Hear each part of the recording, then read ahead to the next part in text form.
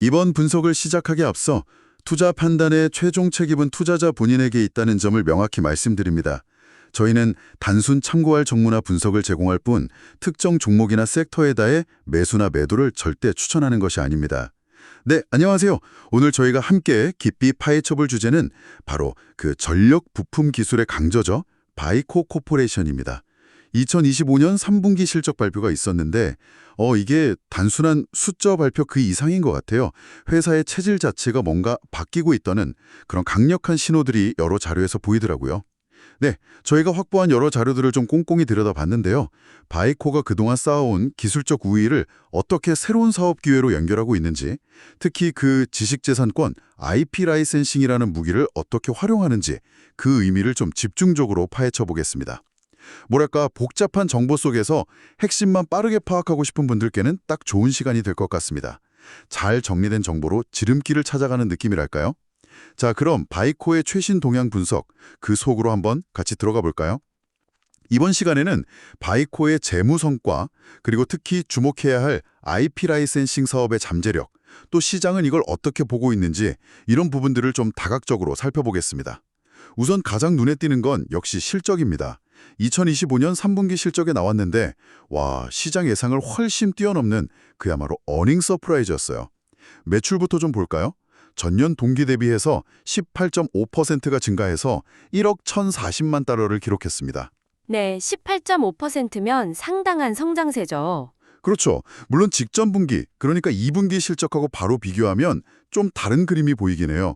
그때는 특허 합의금으로 4,500만 달러가 일시적으로 들어왔었거든요. 아, 맞아요. 그래서 2분기 매출이 1억 4,100만 달러였죠. 네. 그래서 그 숫자랑 비교하면 이번 3분기 매출은 21.7% 감소한 것처럼 보일 수 있는데 그건 이제 일회성 요인이었으니까요. 그걸 빼고 본업만 보면 여전히 탄탄하구나 이걸 알 수 있는 거죠. 그렇죠. 일회성 수익을 제외하고 봐야 본업의 진짜 실력을 알 수 있으니까요. 그 전력 모듈 사업이 여전히 잘 돌아가고 있다는 증거네요. 그리고 더 인상 깊었던 건 수익성 개선이에요. 갭 기준으로 주당 순이익, EPS라고 하죠. 이게 0.63달러가 나왔는데 시장에서는 한 0.20달러 정도로 봤거든요. 와, 0.20달러 예상했는데 0.63달러면 3배가 넘는 거네요. 네, 정말 어마어마한 서프라이즈죠. 순이익도 마찬가지예요. 2,830만 달러. 작년 같은 기간보다 2배 이상 늘어난 수치입니다. 2배 이상이요? 와, 매출 성장률보다 이익 증가율이 훨씬 높다는 거네요. 맞습니다. 그 이유를 보여주는 게 바로 총이익률, 그로스마진인데요. 이게 57.5%까지 올라왔어요. 작년 3분기에는 49.1%였거든요. 49.1%에서 57.5%면 이것도 정말 큰 폭의 상승인데요. 거의 8.4%포인트나 올랐네요. 네, 이게 단순히 물건을 많이 팔아서 남는 이익률이 좋아졌다 이런 차원이 아니라 뭔가 다른 요인이 있다는 거죠. 고부가가치 사업의 비중이 커지고 있다는 아주 명확한 신호 아닐까요? 네, 정확한 지적이십니다. 그 수치들이 의미하는 바가 여러 가지인데요. 첫째는 방금 말씀하신 것처럼 마이코의 핵심 사업, 그 고밀도 고효율 전력 모듈 있잖아요. 네네. 이게 AI나 HPC, 데이터 센터 같은 지금 가장 뜨겁게 성장하는 산업들에서 여전히 아주 강력한 수요를 받고 있다. 이걸 보여주는 거고요. 근데 동시에 그 수익성 개선의 핵심 동력, 그건 바로 새롭게 떠오른 IP 라이센싱 수익이라는 겁니다. 이 부분이 전체 이익 구조에 얼마나 크게 기여하기 시작했는지를 보여주는 굉장히 중요한 지표라고 할 수 있죠. 그러니까 본업도 잘 되고 있는데 거기에 플러스 알파로 IP 수익까지 붙기 시작했다. 이런 말씀이시군요. 그렇죠. 본업의 견고함 위에 새로운, 그것도 아주 수익성 높은 엔진이 하나 더 장착되기 시작했다. 이렇게 볼 수 있는 겁니다. 시너지 효과가 나타나기 시작한 거죠. 네, 바로 그 IP 라이센싱. 이게 정말 이번 이야기의 하이라이트가 아닌가 싶습니다. 바이코가 정말 오랫동안 갈고 닦아온 그 기술력 있잖아요. 네, 수십 년 됐죠. 그게 이제 단순히 제품을 팔아서 돈을 버는 걸 넘어서 그 기술, 그 권리 자체가 돈이 되는 단계로 진입했다는 신호 같아요. 그 시작점이 2025년에 있었던 미국 국제무역위원회 ITC 판결이었죠. 맞습니다.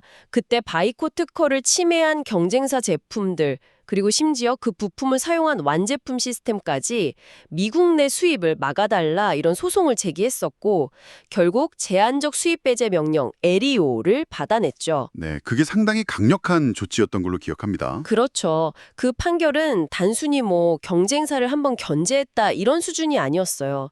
바이코 기술의 독창성, 그 가치를 법적으로 공인받은 굉장히 강력한 선언과 같았습니다. 아, 법적 승리를 발판으로 삼은 거군요. 네. 그걸 기반으로 해서 이제 주요 고객사들, 특히 대규모 서버를 운영하는 하이퍼스케일러들 있잖아요. 아마존 웹 서비스나 구글 클라우드, 마이크로소프트 애저 같은 곳들이요. 네, 그런 큰 기업들. 그리고 또 완제품을 만드는 OEM 호사들하고 라이선스 계약을 체결할 때 훨씬 유리한 위치에 서게 된 거죠. 우리 기술 쓰려면 정당한 대가를 내라. 이렇게 말할 수 있는 힘이 생긴 겁니다. 그 결과가 이번 발표에 구체적인 숫자로 나온 거군요. 2026년까지 약 3억 달러에 달하는 추가 매출을 이 라이센싱으로 확보할 것으로 전망한다고요? 네, 3억 달러. 근데 이 숫자의 진짜 의미는 이게 한 번 받고 끈다는 그런 일회성 합의금이 아니라는 점이에요. 아, 그게 중요한 포인트군요. 네. 앞으로 몇 년 동안 꾸준히 들어올 가능성이 높은, 그것도 마진율이 아주 높은 현금 흐름이라는 거죠. 거의 추가 비용 없이 순이익으로 잡힐 수 있는 돈이니까요. 바이코의 수익 구조 자체를 근본적으로 바꿀 만한 잠재력을 가진 변화라고 봐야 합니다. CEO인 파트리치오 빈치아렐리가 직접 언급한 내용도 상당히 인상 깊었어요. 3분기에 발생한 라이선스 수익이 분기 R&D 투자 금액을 넘어섰다 이렇게 밝혔거든요. R&D 투자보다 IP 수익이 더 많아졌다. 네, 이게 그냥 단순한 수치 비교를 넘어서는 의미가 있다고 봤어요. IP 사업이 더 이상 부수적인 사업이 아니라 이제는 회사의 핵심 성장 동력 중 하나로 확실히 자리 잡았다. 그런 선언처럼 들렸거든요. 그 해석에 전적으로 동의합니다. 연구개발에 쏟아붓는 돈보다 그 연구개발의 결과물인 IP로 벌어들이는 돈이 더 많아졌다는 건 정말 사업의 무게중심이 이동하고 있다는 명백한 증거죠. 그렇죠. 그래서 이건 바이코의 비즈니스 모델이 과거의 고성능 부품 판매라는 단일 엔진 중심에서 이제는 부품 판매 더하기 고마진 IP 로열티 라는 쌍발 엔진 구조로 진화하는 그야말로 역사적인 전환점이라고 평가할 수 있습니다. 역사적인 전환점이다. 네, 수십 년간 축적해온 그 기술 자산을 단순히 경쟁사를 막는 방어 수단으로만 쓴 게 아니라 이제는 적극적으로 수익을 창출하는 핵심 엔진으로 활용하기 시작했다는 거죠. 이건 다른 기술 기업들에게도 시사하는 바가 굉장히 크다고 봅니다. 확실히 새로운 모델을 보여주는 사례네요. 시장 반응도 즉각적이었죠. 실적 발표 당일이 10월 21일이었는데 주가가 하루 만에 13% 넘게 급등해서 65.80달러로 마감했더라고요. 네, 13.37% 급등했죠. 시장이 이런 변화를 놓치지 않고 바로 가치를 반영한 거죠. 투자자들이 바이코의 현재 실적 호조도 물론 좋게 봤겠지만 특히 이 IP 라이센싱을 통한 미래의 지속적인 성장 가능성, 이걸 얼마나 높게 평가하는지를 보여주는 아주 분명한 신호였다고 생각합니다. 자, 그럼 이런 놀라운 성과와 변화가 어디서부터 시작된 건지 그 뿌리를 좀 더 깊이 들여다볼 필요가 있겠습니다. 당연한 얘기지만 모든 것의 시작은 역시 바이코가 가진 그 압도적인 기술력이겠죠? 맞습니다. 바이코가 이 분야에서 거의 40년 이상 사업을 해왔거든요. 그동안 쌓아온 독자적인 전력 아키텍처 기술, 특히 그 Factorized Power Architecture, 줄여서 FPA라고 부르는 핵심 특허 포트폴리오가 있습니다. 이런 핵심 특허 포트폴리오가 경쟁사들은 정말 쉽게 따라올 수 없는 강력한 기술적 해자 역할을 하고 있는 거죠. 해자요. 성벽 주위에 파놓은 연못 같은 거 말씀이시죠? 네, 그렇죠. 외부의 침입을 막는 아주 강력한 방어선. 모방하기가 극도로 어려운 기술 장벽이 있기 때문에 바이코가 이런 IP 라이센싱 전력을 구사할 수 있는 겁니다.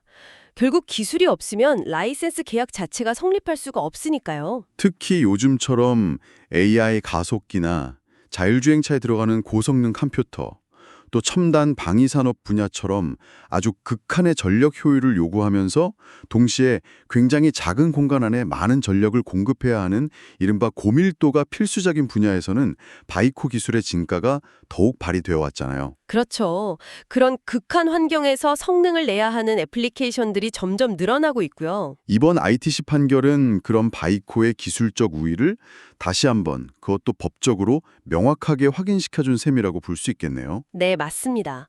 여기서 한 가지 더 흥미롭게 볼 수 있는 관점은 경쟁 구도의 변화 가능성입니다. 경쟁 구도의 변화요? 네.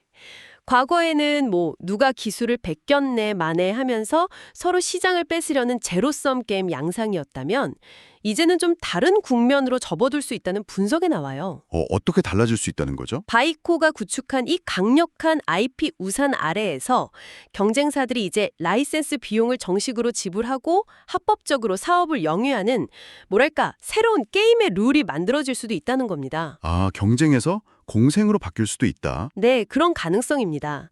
경쟁에서 공생으로의 전환 가능성. 물론 아직은 초기 단계지만 그런 방향으로 흘러갈 수 있다는 거죠. 그게 만약 현실화된다면 경쟁사 입장에서는 좀 복잡하겠네요. 단기적으로는 라이센스 비용이라는 새로운 비용 부담이 생기는 거니까요. 그렇죠. 당장은 비용 부담이 늘어날 수 있습니다. 하지만 또 장기적으로 보면 그 지긋지긋던 기술 분쟁의 풀악실성이 줄어들면서 산업 생태계 전체적으로는 오히려 안정성이 높아질 수도 있겠군요. 바이코는 바이코대로 안정적인 로열티 수입을 확보하고요. 네, 그런 긍정적인 시나리오도 충분히 그려볼 수 있습니다. 그리고 이걸 좀 더 큰 그림, 거시적인 트렌드와 연결해서 보면요. 현재 진행 중인 AI 혁명이라는 거대한 파도가 바이코에게는 정말 강력한 순풍으로 작용하고 있다는 걸 알 수 있습니다. AI 혁명이요?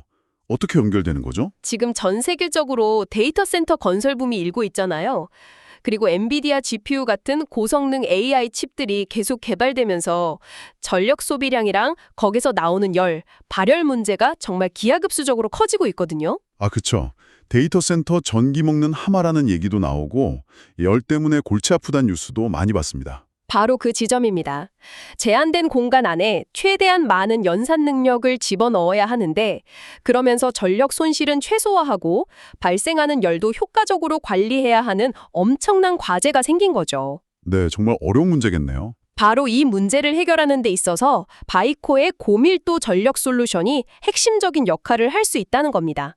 전력 변환 과정에서의 손실을 줄이고 공간 효율성을 극대화하는 기술력이 있으니까요. 아하, AI 산업이 발전하면 할수록 그 기반 인프라인 데이터 센터나 고성능 컴퓨팅에서 전력 문제가 더 중요해지고 그걸 해결할 수 있는 바이코 기술에 대한 의존도도 같이 높아질 수밖에 없는 구조군요.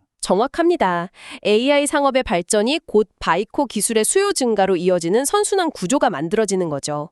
이건 바이코의 장기적인 성장 스토리를 훨씬 더 탄탄하게 만들어주는 아주 중요한 요인이라고 할 수 있습니다. 자, 그럼 이제 미래를 좀 내다보면서 기회 요인과 함께 우리가 주의해야 할 리스크 요인은 무엇인지 한번 짚어보겠습니다. 가장 큰 기회 요인은 역시 앞서 계속 이야기했던 IP 라이센싱 사업의 확장 가능성인 것 같아요. CEO 스스로도 인터뷰에서 앞으로 크게 성장할 것이라고 아주 자신감 있게 말했고요. 네, 그 부분이 가장 기대되는 점이죠. 현재 지금 진행 중인 소송이나 이미 체결된 계약 외에도 바이코가 보유한 다른 수많은 테커들에 대해서도 침해 사례가 있다면 추가적으로 권리 행사에 나설 수 있다는 뉘앙스를 강하게 풍겼습니다. 아, 그럼 이번에 발표한 그 2026년까지 3억 달러라는 라이센스 매출 전망치, 이게 끝이 아닐 수도 있다는 거네요. 시작일 수도 있다. 그렇죠. 그런 기대감이 시장에 형성되고 있는 겁니다.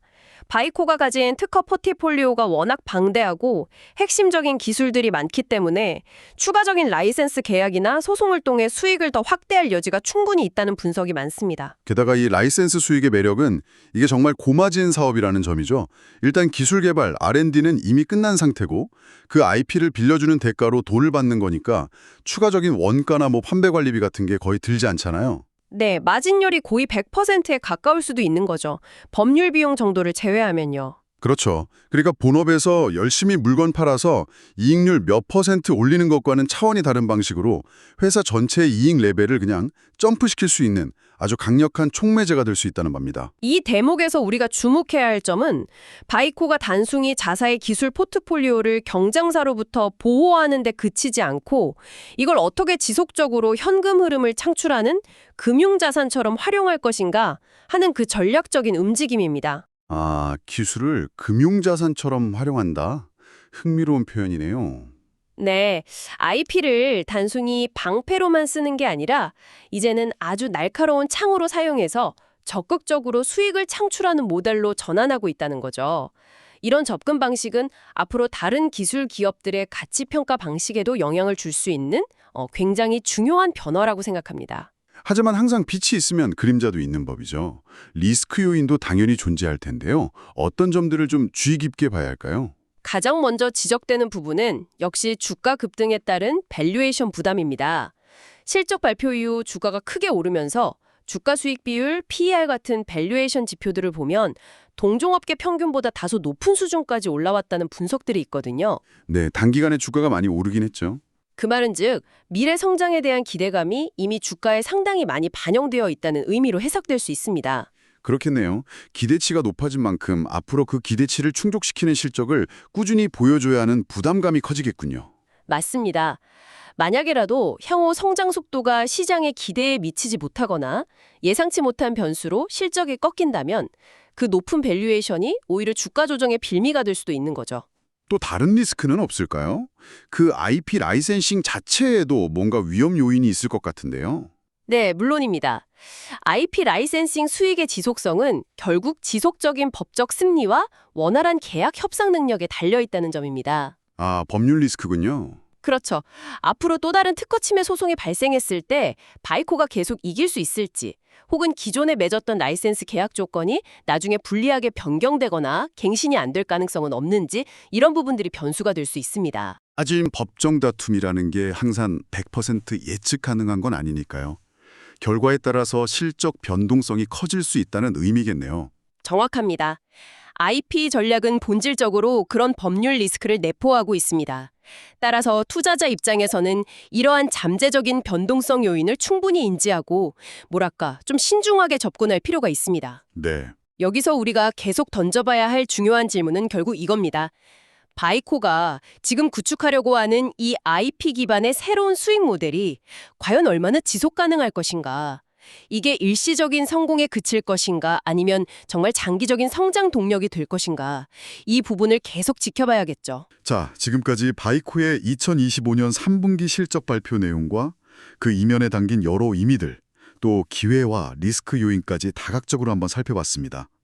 이 모든 내용을 종합해보면 우리는 바이코에 대해 어떤 최종적인 결론을 내려볼 수 있을까요?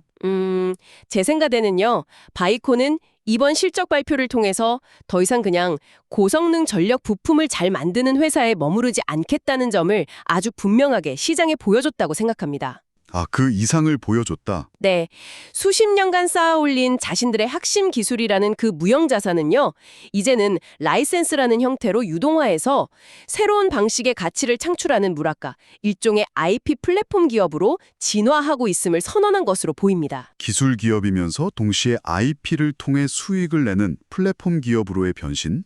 흥미로운 정의네요. 그렇죠. 기존의 견고한 본업, 그러니까 부품 판매 사업이라는 탄탄한 기반 위에 IP 라이센싱이라는 아주 강력하고 수익성 높은 새로운 성장 엔진을 추가로 장착한 셈이라고 볼 수 있습니다. 두 개의 엔진을 갖게 된 거군요. 네, 특히 지금 시대적 흐름이 AI 혁명으로 가면서 전력 문제가 점점 더 중요해지고 있잖아요. 이런 거대한 흐름 속에서 바이코가 보여주는 이런 변화는 향후 몇 년간 기술 분야에서 가장 주목해야 할 그리고 흥미로운 스토리 중 하나가 될 가능성이 매우 높다고 봅니다. 네, 앞으로가 더 기대되는 회사라는 생각이 드네요. 물론 앞서 저희가 계속 이야기했던 것처럼 높아진 밸류에이션에 대한 부담이나 법률 리스크 같은 부분에 대해서는 신중한 접근이 분명히 필요합니다.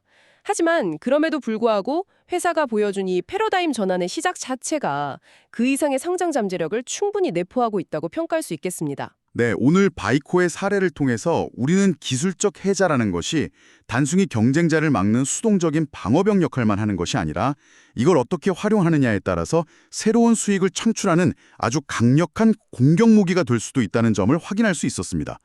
청취자 여러분께서도 오늘 이야기를 들으시면서 혹시 여러분이 관심을 갖고 계신 다른 기술 기업들은 자신들의 핵심 기술 자산을 어떻게 활용하고 있는지 혹은 앞으로 어떻게 활용할 수 있을지 한번 상상해 보시는 것도 재미있을 것 같아요. 단순히 제품을 잘 만드는 것을 넘어서 그 기술 자체가 또 다른 사업 기회가 될 수 있다는 관점에서 말이죠. 네, 특히 이런 IP 중심의 전략이 앞으로 관련 산업 생태계 전반에 어떤 영향을 미치게 될지, 그리고 이것이 장기적으로 기업의 가치를 평가하는 방식 자체에 어떤 변화를 가져올지 꾸준히 지켜보는 것은 매우 흥미로운 관전 포인트가 될 거라고 생각합니다. 어쩌면 우리는 지금 기술 기업의 새로운 진화 단계를 목격하고 있는 건지도 모르겠습니다. 분석을 제공할 뿐 특정 종목이나 섹터에 대해 매수나 매도를 절대 추천하는 것이 아닙니다. 항상 여러분의 성공 투자를 기원합니다. 내용이 좋으셨다면 구독, 좋아요 부탁합니다.